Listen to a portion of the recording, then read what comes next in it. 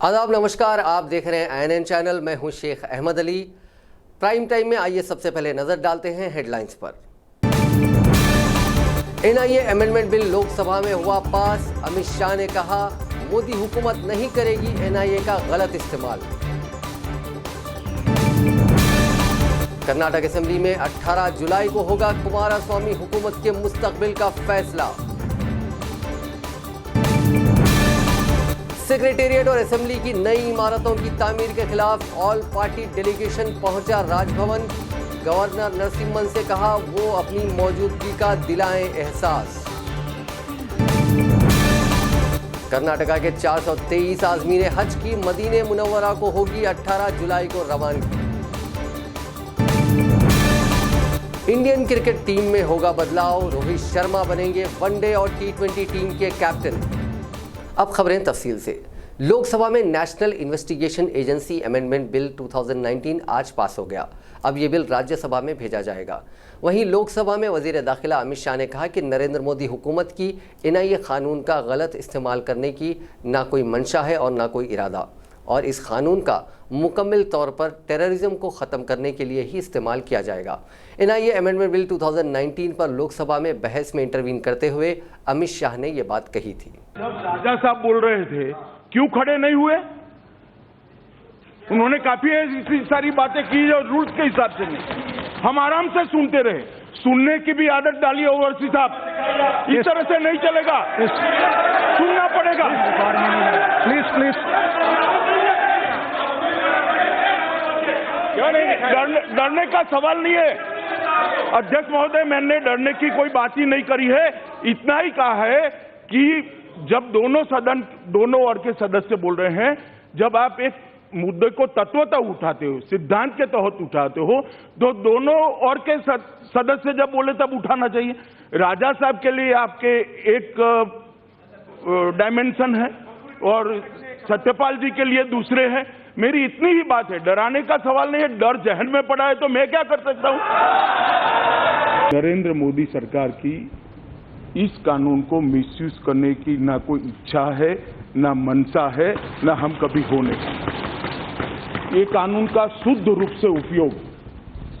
से उपयोग आतंकवाद को खत्म करने के लिए ही किया जाएगा।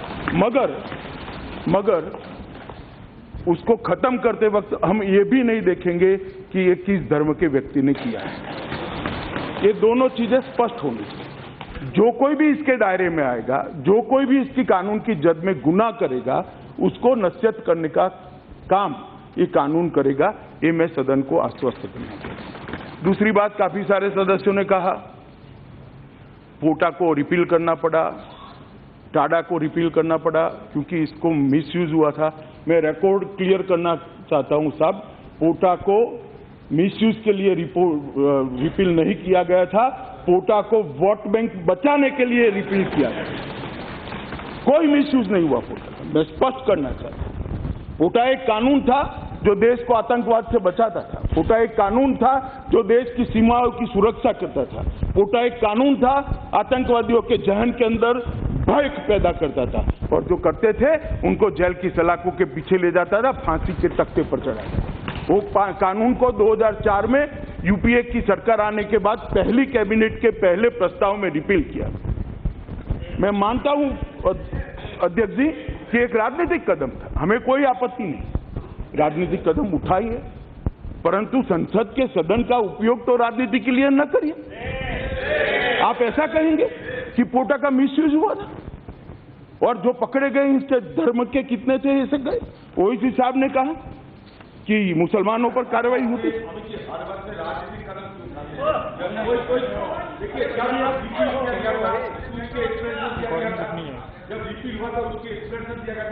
माननीय गृह मंत्री जी के अलावा कोई रिकॉर्ड मिल जाएगा।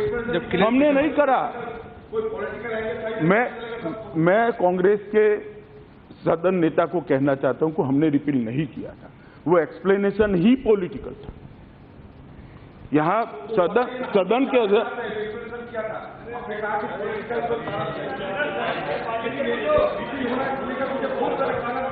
जब ये बोल रहे थे हम इस तरह की बहस नहीं करें। आपका रक्षण चाहिए।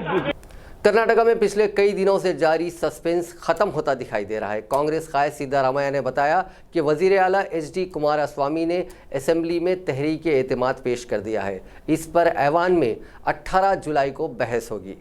वहीं कर्नाटक में बीजेपी ने आज कांग्रेस जेडीएस हुकूमत के खिलाफ नो कॉन्फिडेंस मोशन लाने की मांग की। कांग्रेस जेडीएस इत्तेहादी हुकूमत के 16 MLAs के असेंबली से इस्तीफे के बाद मौजूदा हुकूमत बहरान का सामना कर रही है। बीजेपी के कर्नाटक के state general secretary CT Rao ने बताया कि पार्टी ने assembly speaker KR Suresh Kumar को नोटिस भेजकर नो कॉन्फिडेंस मोशन लाने की मांग की। इस्तीफा देने वाले बाकी 16 MLAs मुंबई में डेरा डाले हुए हैं। असेंबली स्पीकर ने अब तक उनका इस्तीफा कबूल नहीं किया है क्योंकि मामला सुप्रीम कोर्ट में पेंडिंग है और उस पर मंगल के रोज सुनवाई होगी। इसी बीच मुंबई के एक होटल में रुके हुए बागी MLAs ने शहर के पुलिस कमिश्नर को एक लेटर लिखकर कहा कि वो मल्लिकार्जुन खड़गे या कांग्रेस के किसी भी लीडर से मिलना नहीं चाहते हैं। ऐसी अटकलें हैं कि खड़गे कांग्रेस के कुछ और लीडर्स और कर्नाटक के वजीर आला HD कुमारस्वामी के साथ पवाई में वाक़ रेनेसा होटल में उनसे मिलने जा सकते हैं। हिमाचल प्रदेश के सोलन में भारी बारिश के चलते 4 मंजिला इमारत ढहने के हादसे में मरने वालों की तादाद बढ़कर 14 हो गई है। इनमें 13 असम राइफल्स के जवान भी हैं। फौज, CRPF, हिमाचल पुलिस, NDRF की 3 टीम्स ने रेस्क्यू ऑपरेशन किया। अफसरों के मुताबिक 30 जवान और 12 सिविलियंस मलबे में दबे थे। सभी को बाहर निकाल लिया गया है। हिमाचल प्रदेश के वजीर आला जयराम ठाकुर ने पीर की सुबह मकाम हादसा का दौरा किया। उन्होंने कहा कि ये बिल्डिंग कानून के मुताबिक नहीं बनी थी। इसके लिए मालिक के खिलाफ FIR दर्ज कर ली गई है। वजीर आला ने हादसे की जुडिशल इंक्वायरी का भी हुक्म दिया है। इसी बिल्डिंग के ग्राउंड फ्लोर में ढाबा चलाया जाता था। हादसे के वक्त असम राइफल्स के जवान भी यहाँ चाय पीने के लिए रुके थे। अस्पताल में भर्ती एक जवान ने बताया कि हादसे के वक्त 35 जवान ढाबे पर रुके थे। इनमें से 30 जूनियर कमीशन ऑफिसर्स थे। एक और जख्मी रमेश कुमार ने कहा कि जब बिल्डिंग गिरी तब वहीं करीब 50 लोग मौजूद थे। अचानक उन्हें लगा कि ज़लज़ला आ गया। 15 मिनट मलबे में फंसे रहने के बाद उन्हें किसी तरह लोगों ने बाहर निकाला। उत्तर प्रदेश के बलरामपुर में नया नगर इलाके में एक प्राइमरी स्कूल पर हाई टेंशन तार के करंट पहुंचने से 51 बच्चे झुलस गए। सभी बच्चों को अस्पताल में भर्ती कराया गया है। इनमें से 6 की हालत काफ़ी तशवीशनाक बताई जा रही है। सभी को उतरौला के एक प्राइवेट हॉस्पिटल में भर्ती कराया गया। बच्चों की हालत खतरे से बाहर बताई गई है। हादसे के वक्त करीब 60 बच्चे स्कूल में मौजूद थे।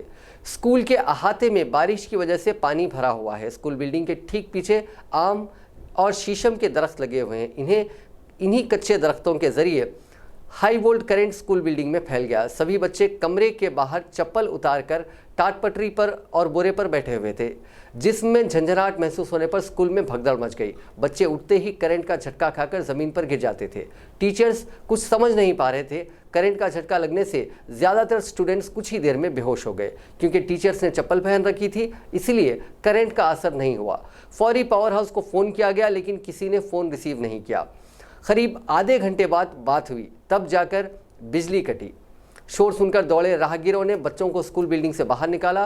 करीब 51 बच्चों के पैर झुलस गए थे। बच्चों को एम्बुलेंस व जाती गाड़ियों से उतरौला नगर पहुंचाया गया। 22 बच्चों को साजिदा हॉस्पिटल में भर्ती कराया गया।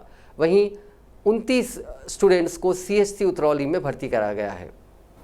मौसम की बेरुखी से मुल्क के कई हिस्से मुश्किल हालात का सामना कर रहे हैं।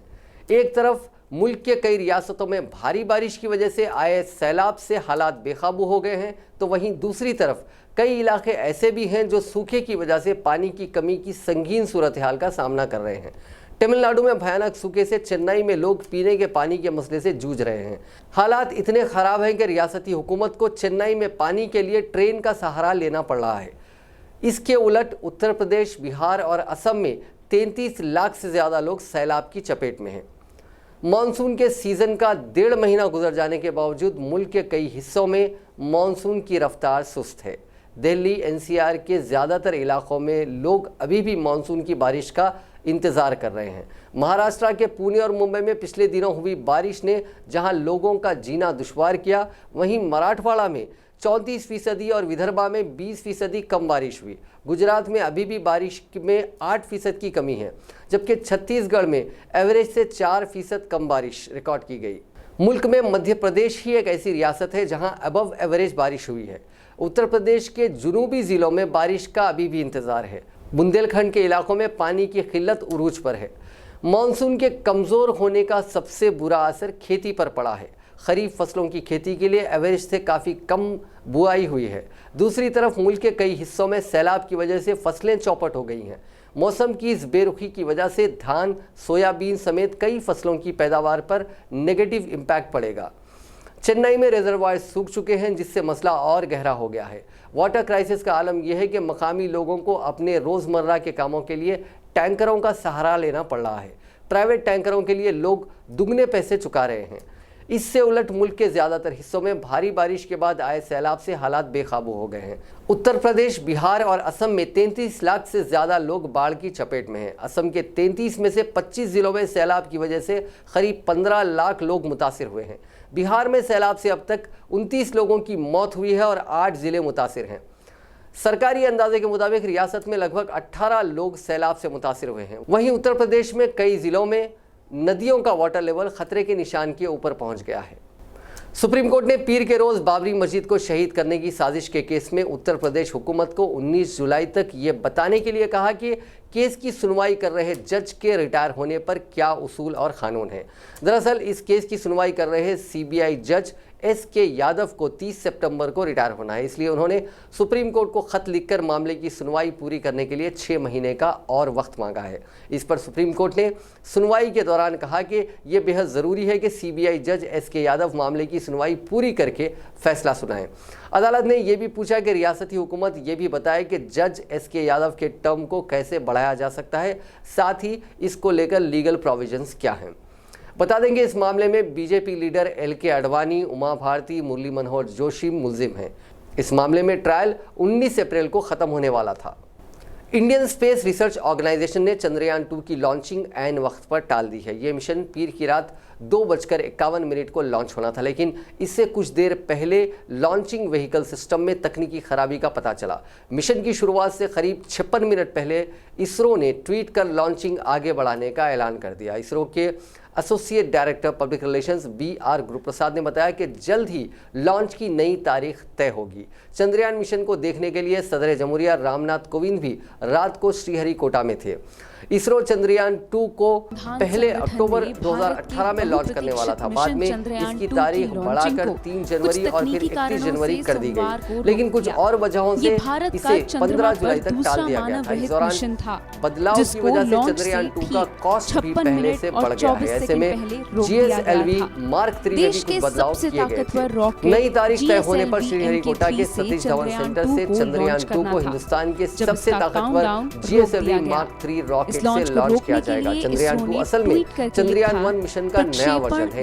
इसमें ऑर्बिटर, लैंडर और रोवर शामिल है। चंद्रयान 1 में सिर्फ ऑर्बिटर था जो चांद की ऑर्बिट में घूमता था। चंद्रयान 2 के जरिए हिंदुस्तान पहली बार चांद की सतह पर लैंडिंग करेगा।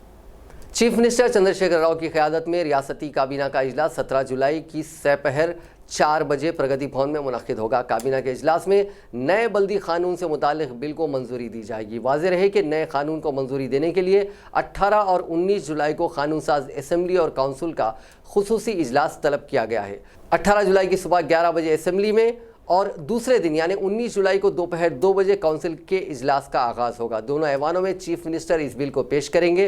रियासत में नए बल्दी कानून पर अमलावरी के लिए चीफ मिनिस्टर चंद्रशेखर राव ने असेंबली का खुसूसी इजलास तलब करने का फैसला किया है। इस पस मंज़र में असेंबली के सेक्रेटरी नरसिम्हाचार्युलु ने गवर्नर ESL नरसिम्हन की जानिब से असेंबली इजलास से मुतालिक नोटिफिकेशन जारी किया है। पहले दिन नए बल्दी कानून से मुतालिक बिल असेंबली में पेश किया जाएगा और 19 जुलाई को मुबाहिस के बाद इस बिल को मंजूरी दी जाएगी। असेंबली में बिल की मंजूरी के बाद इसे काउंसिल में पेश करते हुए वहां से भी मंजूरी हासिल की जाएगी। यहाँ ये जिक्र बेजाना होगा कि हुकूमत ने रियासत में नए बल्दी कानून के निफाज के बाद ही बल्दी इंतखाबात के इनेकाद का फैसला किया है। नए बल्दी कानून से मुतालिक मुसवदा बिल को फाइनल शेप देने के लिए लॉ डिपार्टमेंट को रवाना कर दिया गया है। रियासत तेलंगाना की अपोजिशन जमातों ने सेक्रेटेरिएट को मुनहदिम करने के फैसले के खिलाफ आज राजभवन में गवर्नर ESL नरसिम्हन से मुलाकात की। जी वेंकट स्वामी फाउंडेशन की क़यादत में कुल जमाती वफद ने गवर्नर से मुलाकात करते हुए सेक्रेटेरिएट की इमारत को मुनहदिम करने और तारीखी विरसा की हामिल एरम मंजिल की इमारत को मुनहदिम करने के फैसले पर रोक लगाने की दरख्वास्त की। गवर्नर से मुलाकात करने वालों में जी विवेक कोदंडराम, जाना रेड्डी, रेवंत रेड्डी, मोहम्मद अली शब्बीर, पुन्नम प्रभाकर, जीवन रेड्डी, DK अरुणा, सी रामचंद्र रेड्डी, L रमना, ताला वेंकट रेड्डी, G नरसिंह राव और सिंधिया, PL विश्वेश्वर राव, C रामचंद्रैया और दूसरे शामिल हैं। बादशाह मीडिया से बात करते हुए विवेक ने कहा कि अवामी दौलत को ज़ाय करने की कोशिश की जा रही है। गवर्नर से मुलाकात के दौरान उनसे इस बात की ख्वाहिश की गई है कि वो आंध्र प्रदेश रीऑर्गेनाइजेशन एक्ट के सेक्शन 8 के मुताबिक GHMC में सरकारी इमारतों के तहफ़्फ़ुज़ और उसकी निगरानी गवर्नर की जिम्मेदारी होती है। गवर्नर रियासत के CEO हैं। कोदंडराम ने कहा कि सेक्रेटेरिएट की इमारत को मुनहदिम कर देना तुगलक हुकूमत की कार्रवाई के मुतरादिफ होगा। मौजूदा सेक्रेटेरिएट आइंदा 70 से 80 साल तक काम आ सकता है। फिलवक्त रियासत खर्च के दलदल में है। अवामी दौलत को इमारतों की तामीर के लिए ज़ाय नहीं किया जा सकता। साबिक CLP लीडर जाना रेड्डी ने कहा कि शहर की सरकारी इमारतों के तहफ़्फ़ुज़ की मुकम्मल जिम्मेदारी गवर्नर के हाथों में है। हमें उम्मीद है कि गवर्नर इस सिलसिले में मुनासिब इंसाफ करेंगे। PL विश्वेश्वर राव ने कहा कि सेक्रेटेरिएट को मुनहदिम करने के फैसले के खिलाफ फिलवक्त हाई कोर्ट में 17 दरख्वास्तें दाखिल हुई हैं। तमाम दरख्वास्तों का जायज़ा लेने के बाद हाई कोर्ट ने सेक्रेटेरिएट को मुनहदिम ना करने का हुकूमत को मशवरा दिया। साबिक वज़ीर मोहम्मद अली शब्बीर ने गवर्नर से मुतालबा किया कि वो एक कमेटी तश्कील दें जो सेक्रेटेरिएट और असेंबली की इमारतों के मौजूदा स्टेटस पर एक रिपोर्ट दें। उन्होंने कहा कि आंध्र प्रदेश रीऑर्गेनाइजेशन एक्ट के तहत हैदराबाद की सभी सरकारी इमारतों पर गवर्नर का कंट्रोल है, लिहाजा वज़ीर आला KCR उनको मुनहदिम करने का फैसला नहीं कर सकते। तेलंगाना में जितने भी पॉलिटिकल पार्टीज हैं सबके सब लीडर्स आज आए हैं और सबके सब एक ही बात बोले गवर्नर से कि जो सेक्रेटेरिएट अभी 60-70 साल काम कर सकते हैं, ऐसे ढांचा को तोड़ फोड़ने का काम नहीं होना चाहिए। इस सिलसिला में और जो रोमंजल है वो तो एक इमारत, ऐसा इमारत है वो कुछ इसका आर्कियोलॉजिकल साइट भी है, उसको कोई गिराने का अधिकार भी सरकार को नहीं है और सरकार रोकना चाहिए और ये इमारत को हिफाजत से रखना चाहिए। जबकि सेक्रेटेरिएट काम चला सकते हैं, वहाँ से सरकार चला सकते हैं, पूरा का पूरा वहाँ बिल्डिंग्स अभी जो यूनाइटेड आंध्र प्रदेश की सरकार के काम में आया, अभी जो अलहदा तेलंगाना के लिए भी इसको सही इस्तेमाल कर सकते हैं, तो कोई इसको तोड़ने का काम, कोई नया बनाने का जरूरत भी नहीं है। और नया जो बनाने का जो बात होता है असेंबली का, उसके वजह से ट्रैफिक और भी बढ़ सकता है।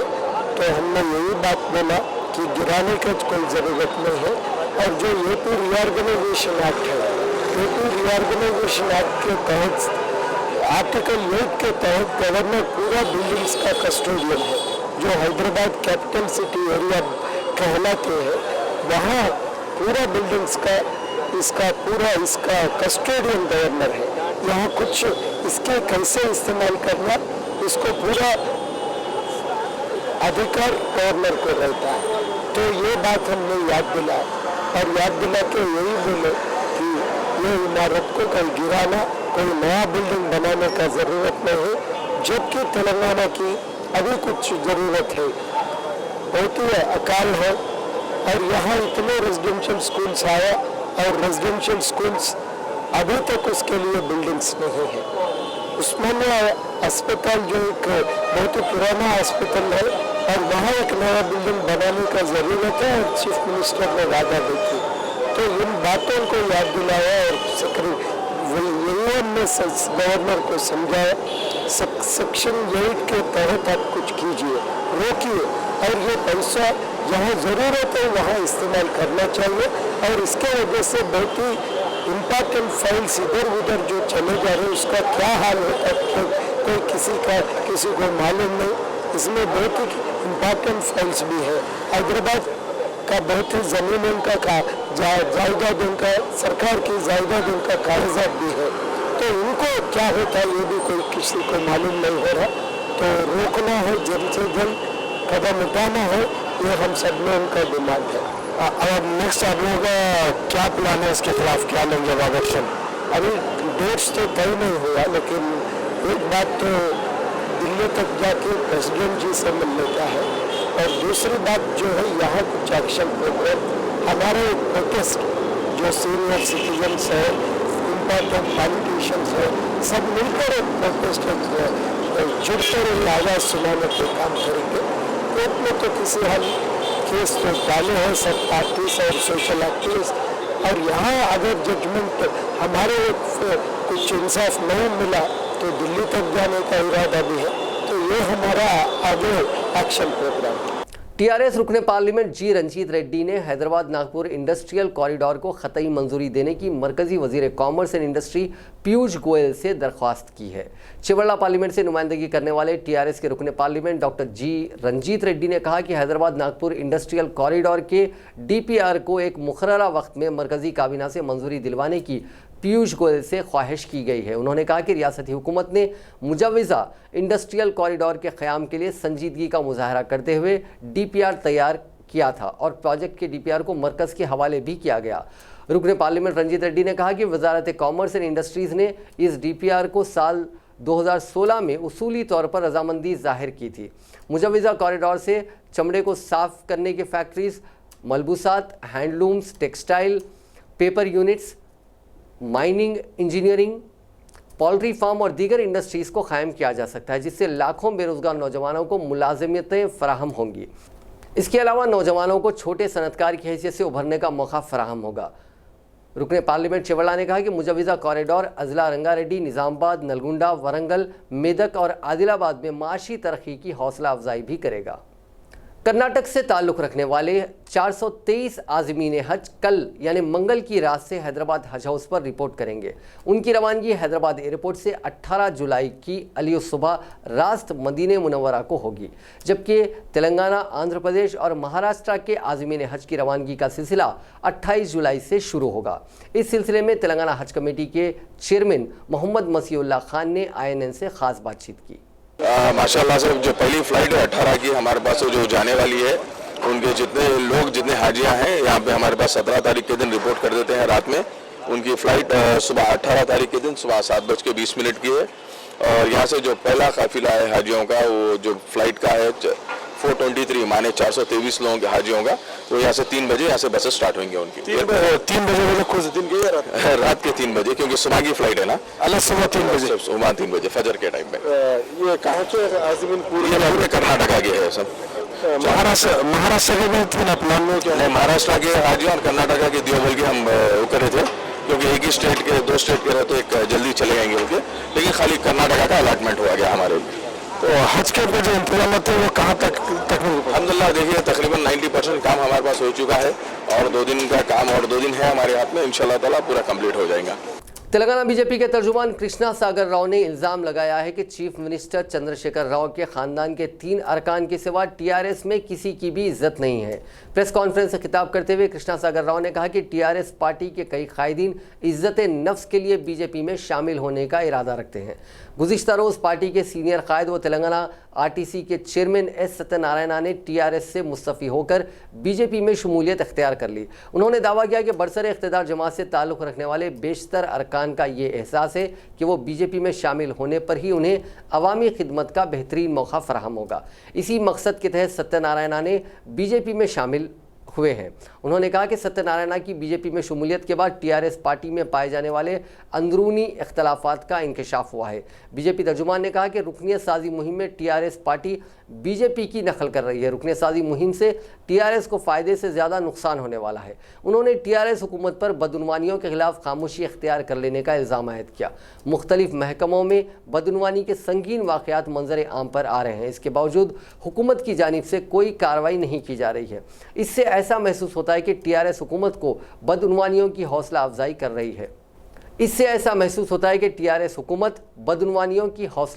रही है। इसके लिए रंगारेड्डी ज़िले की एक तहसीलदार लावनिया के बदउनवानियों का मामला ही हुकूमत की कारकर्दगी को जाहिर करता है। कृष्णा सागर राव ने कहा कि रियासत में बीजेपी की बढ़ती हुई मकबूलियत और तरक्की को रोकना चीफ मिनिस्टर चंद्रशेखर राव के बस की बात नहीं है।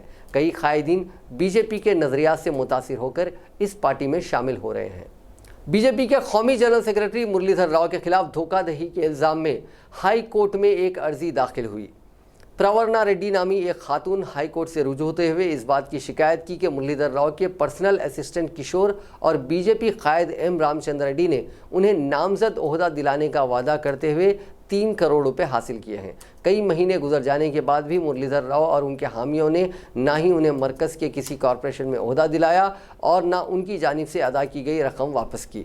उन्होंने बताया कि इस सिलसिले में हैदराबाद के सरूनगर पुलिस स्टेशन में शिकायत दर्ज की गई, लेकिन 4 माह गुजर जाने के बावजूद भी मुताल्लिका पुलिस स्टेशन ने ना ही मुलजिमीन को गिरफ्तार किया और ना ही उनके खिलाफ कोई कार्रवाई की गई। प्रवन्ना रेड्डी की अर्जी पर आज हाईकोर्ट में समाअत हुई। बाद-अज़ां अदालत ने पुलिस से इस मामले में तहकीकात न करने की वजूहात दरियाफ्त की, जिस पर हुकूमत के वकील ने अदालत को तयख़ुन दिया कि वो 4 हफ्ते के अंदर मुलजिमीन के खिलाफ चार्जशीट दाखिल करेंगे, जिस पर अदालत ने इस केस की समाअत 4 हफ्तों के लिए मुलतवी कर दी। रियासती election commissioner we Nagia Reddy ने आज शहर के एक होटल में बल्दी इंतखाबात की मुबस्सिरीन के लिए एक इजलास मुनक्किद करते हुए उन्हें इंतखाबात के इनेकाद के सिलसिले में कई मशवरे और तजावीज़ दी और उन्हें इंतखाबी क़वानीन से वाकिफ़ करवाया। इस मौके पर खिताब करते हुए कमिश्नर नागिया रेड्डी ने कहा कि रियासत के 142 के मिन जुमला 132 बल्दियात में अनकरीब इंतखाबात मुनक्किद होने वाले हैं। इसके लिए इलेक्शन कमीशन की जानिब से तमाम इंतजामात किए जा रहे हैं। रियासत भर में तकरीबन 3149 वार्ड्स में इंतखाबात मुनक्किद होंगे। उन्होंने इंतखाबी मुबस्सिरीन को मशवरा दिया कि वो इंतखाबात के दौरान उन्हें मख्तस वार्ड्स में लाजमी तौर पर दस्तियाब रहें। एक वार्ड को एक असम्बली हल्का तस्वुर करें। असम्बली इंतखाबात में जिन क़वानीन और क़वायद पर अमल होता है, वही क़वानीन व क़वायद मजालिस मकामी इदारे जात में भी अमल होते हैं। रिटर्निंग ऑफिसर्स इंतखाबी अमल का आगाज़ करने नोटिफिकेशन जारी करते हैं। नोटिफिकेशन की इजराई पर्चे नामजदगियों का इदखाल और डिक्लेरेशन को शफाफ अंदाज में अंजाम देने के इक़दामात किए जाएँ। उन्होंने कहा कि बल्दी इंतखाबात से मुताल्लिक़ तमाम तफसीलात पर मबनी टी पोल सॉफ्टवेयर तैयार किया गया है। इस सॉफ्टवेयर से बल्दी इंतखाबात के क़वानीन व क़वायद को आसानी से मालूम किया जा सकता है। पोलिंग स्टेशन के असास पर राय दहिंदों की तफसीलात रियासती इलेक्शन कमीशन के वेबसाइट पोर्टल में दस्तियाब रहेगी। पोर्टल में अपनी तफसीलात मालूम करने के अलावा वोटर स्लिप भी डाउनलोड किया जा सकता है। हर पोलिंग मराकज़ में तकरीबन 800 अफराद को वोट के हक़ से इस्तेफ़ादा करने के इंतज़ामात किए जाएँ। उन्होंने रिटर्निंग ऑफिसर्स को मशवरा दिया कि वो इंतखाबात से मुकाबला करने वाली सियासी जमातों के नुमाइंदों के साथ इजलास मुनक्किद करते हुए उनके मसाइल, तजावीज़ और मशवरों से वाकिफ़ियत हासिल करें। पोलिंग मराकज़ में रोशनी का इंतज़ाम करें। पुरअमन रायदही के इनेकाद के लिए बंदोबस्त से मुताल्लिक़ एक एक्शन प्लान को पहले से ही तैयार कर लें। बल्दी इंतखाबात की रायदही के दिन इलेक्शन रोल पर सख्ती से अमल करें। इंतखाबी मुहिम के दौरान लाउड स्पीकर के इस्तेमाल की इजाज़त सुबह 10 ता शाम 6 बजे तक ही दें। इंतखाबात के दौरान उम्मीदवारों को अखराजात पर नज़र रखने रिटर्निंग ऑफिसर्स शैडो रजिस्टर का इंतज़ाम करें। नागिया रेड्डी ने कहा कि हर बल्दिया में एक डिस्ट्रीब्यूशन, कलेक्शन, काउंटिंग सेंटर कायम किया जाएगा। इस सेंटर में इंतखाबी ड्यूटी अंजाम देने वाले ओहदेदारों और अमले को दस्तियाब रखें। काउंटिंग हाउस, स्ट्रॉन्ग रूम को करीब में कायम करने की कोशिश करें। उन्होंने कहा कि माइक्रो ऑब्जर्वर्स हिस्सास पोलिंग मराकज़ का वक्तन फ़ौक़तन जायज़ा लेते रहेंगे। रिटर्निंग या इलेक्शन ऑफिसर्स पोलिंग मराकज़ में बुनियादी सहूलतों की फराहमी के साथ वेबकास्टिंग का भी इंतज़ाम करें। इस इजलास में स्पेशल चीफ सेक्रेटरी सुरेश चंदा, additional DCP Govind Singh, commissioner municipal administration TK Sridevi, रियासती इलेक्शन कमीशन के सेक्रेटरी अशोक कुमार के अलावा इंतखाबी मुबस्सिरीन और दीगर ओहदेदार मौजूद थे। तेलंगाना और आंध्र प्रदेश के बरकी मुलाजमीन की तकसीम का मसला फिर एक मरतबा सुप्रीम कोर्ट से रुजू हुआ। आंध्र प्रदेश की तकसीम के बाद दोनों रियासतों में महकमे बरकी के मुलाजमीन की तकसीम के लिए जस्टिस धर्माधिकारी कमेटी के गाइडलाइंस को तेलंगाना जेनको, ट्रांसको और डिस्कॉम के अलावा मुलाजमीन तंजीमों ने सुप्रीम कोर्ट में चैलेंज किया है। तेलंगाना मुलाजिमीन की दरख्वास्त की आज सुप्रीम कोर्ट में जस्टिस अरुण मिश्रा पर मुश्तमिल बेंच पर समाअत हुई। इस मौके पर अदालत उज़्मा ने दरख्वास्त गुजार से कहा कि जस्टिस धर्माधिकारी के गाइडलाइंस को चैलेंज नहीं किया जा सकता। ताहम दोनों रियासतों के लिए जिन मुलाजिमीन को मख्तस किया गया है, इस अमल को चैलेंज किया जा सकता है। बताया गया है कि बरखी के मुलाजिमीन की तकसीम के मसले पर तश्कील करदा जस्टिस धर्माधिकारी कमेटी के तमाम मुलाजिमीन को रियासतों के इंतखाब का मौका फराहम किया था, जिस पर तेलंगाना के बरखी मुलाजिमीन ने एतराज़ करते हुए कहा था कि रियासत की तकसीम से सिर्फ 1157 मुलाजिमीन मुतासिर हो रहे हैं। इन चंद मुलाजिमीन के लिए 10,400 को ऑप्शन का इंतखाब करने का मशवरा देना नामुनासिब है, जिसे डिस्कॉम और बरखी मुलाजिमीन ने कबूल नहीं किया। नाज़रीन, आखिर में बात करते हैं क्रिकेट की। वर्ल्ड कप सेमीफाइनल में न्यूजीलैंड से हारकर बाहर हुई हिंदुस्तानी टीम में काफ़ी बदलाव किए जा सकते हैं। BCCI के एक अफसर के मुताबिक विराट कोहली को हटाकर रोहित शर्मा को वनडे और T20 का नया कैप्टन बनाया जा सकता है। कोहली टेस्ट के कप्तान बने रह सकते हैं। उनके मुताबिक टीम को बेहतर बनाने के लिए बदलाव का अमल जल्द ही शुरू किया जाएगा।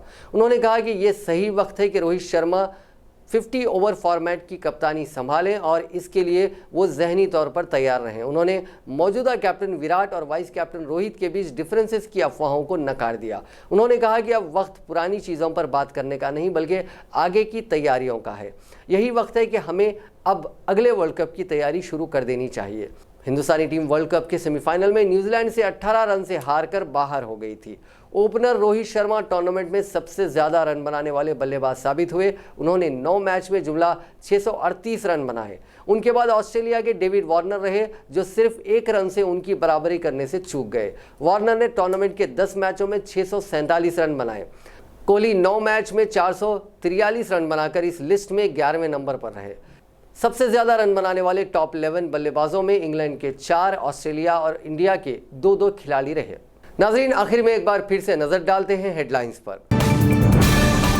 एनआईए अमेंडमेंट बिल लोकसभा में हुआ पास। अमित शाह ने कहा मोदी हुकूमत नहीं करेगी एनआईए का गलत इस्तेमाल।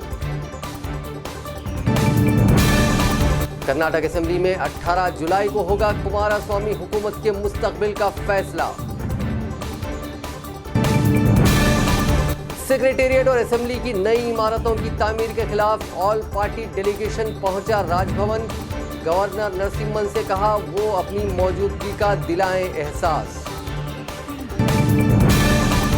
कर्नाटका के 423 आज़मीन हज की मदीने मुनव्वरा को होगी 18 जुलाई को रवानगी। इंडियन क्रिकेट टीम में होगा बदलाव। रोहित शर्मा बनेंगे वनडे और T20 टीम के कैप्टन। नाजरीन, आज के प्राइम टाइम में बस इतना ही। देखते रहिए INN चैनल।